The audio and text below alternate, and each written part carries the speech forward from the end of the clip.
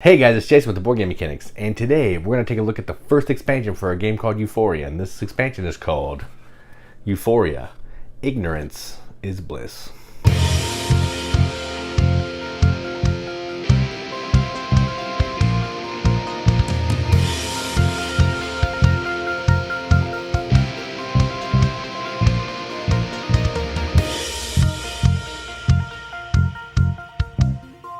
Euphoria, Ignorance is Bliss is the first expansion for Euphoria from Stonemaier Games. And this one's going to not really tweak the game a ton, but it's going to change a few rules.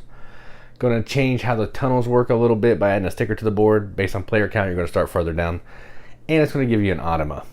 So you can play this single player now. So it's gone from 2 to 6 to 1 to 6. And there's a little more. There's some stuff in the game that basically is what Stonemaier likes to do. More stuff to make the game more fun. So let's go down to the table, check it out. Alright, so here's everything except some stickers that go on the board that come in Euphoria, Ignorance is Bliss. So I'm not going to show you how this plays. I've already done a review of Euphoria. I'm basically going to talk about what this adds to the game.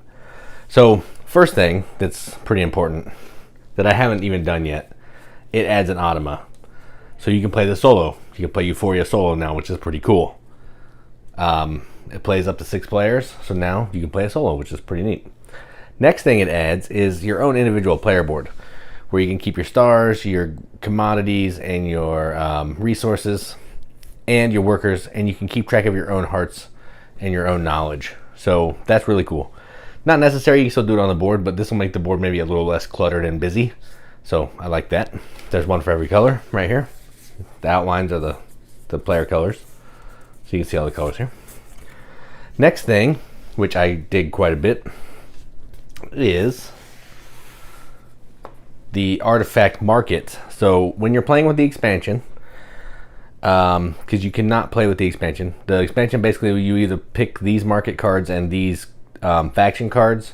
So when you're playing with those, you can use this market tile, and it's basically going to have 4 artifacts out face up that you can purchase for a good, 2 goods, or for free. So you kind of know what you're getting to make the matching of the artifacts a little bit easier. So that's really cool. That is a super awesome add. Also, there's some resources that are bigger that are going to make it so you don't have to use the one marker. So they're going to be worth, a different value, which is pretty cool.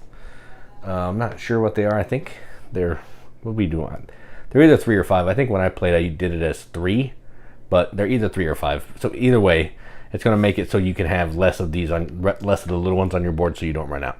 So those are cool. It's same shapes as before. Water, fruit, electricity, and bliss. So all that. There's a new key as well, because there's a rule change. When you roll doubles in the base game, when you roll doubles, you can place all the workers that have the same number. So if I rolled 3 5s, I could place all those 5s. Now I gotta pay a heart for every worker beyond the first one that I place on a turn. So if I roll 3 of a kind, I have to pay 2 hearts. If I can't pay the 2 hearts, I can't place out more workers than I have hearts. So that can just go on the board or next to the board, so you know. Everything else is the same, but it has that additional rule there. It also has some board setup here, which is also going to get to another rule that we'll get to when we talk about factions. There's also a bunch of new market tiles. I think there's 16.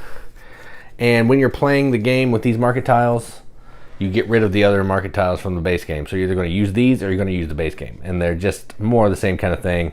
Trading stuff to get stars, all that. Clever little names and all that type of thing. So, and you can tell it's from the expansion because it's got the little head with the bandana on it. Blindfold. Just cool stuff. Natural fluorinated spring, just going along with the theme, which is pretty cool. And there's also new factions. So these new factions are just more of the same cards. So we got the Subterrans, the Icarites, a pile of cards. But there is a change. Now there are factionless cards. They're going to give you some kind of special ability. You start with 1 worker and can't get more when you retrieve. When you retrieve for free, take a new turn. When a recruit activation space is reached on a tunnel or allegiance track discard, Kofi is discarded and activate one of your recruits. So yeah, it's just they're going to give you special powers that they can do. There's a whole bunch of them. Let me see if I can find another one because I want to show you. Let's see, not in that pile. Here's another one. There's like, I don't know, there's 10 or something. When you use a tunnel without bumping a worker, you do not pay the tunnel cost. So instead of having to pay the fruit, the water, or the electricity, you can just use this character and do it for free as long as you're not bumping somebody. That's cool. And because there are more factions cards, there's also a new rule. So there's going to be a faction minority bonus, which you can see right here.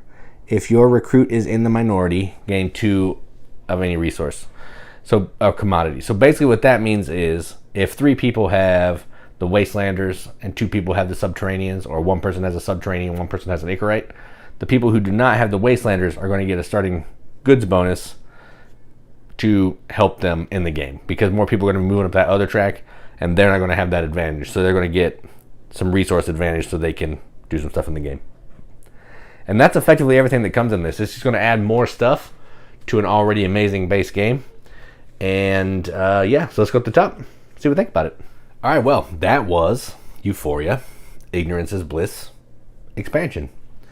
So you can see this doesn't really change the game a ton. It tweaks a few rules, it adds some factionless recruits, but other than that, it's just more stuff. The artifact board is a tweak to the game that I think is for the better. So now instead of just drawing off the top, getting what you get, you have 4 items that you can look and see what they are. And you can try to, you know, match what you have in your hand, get exactly what you need to go to that market, whatever. You now have a possibility to get better artifacts as opposed to just drawing blind. So I think that's my favorite tweak.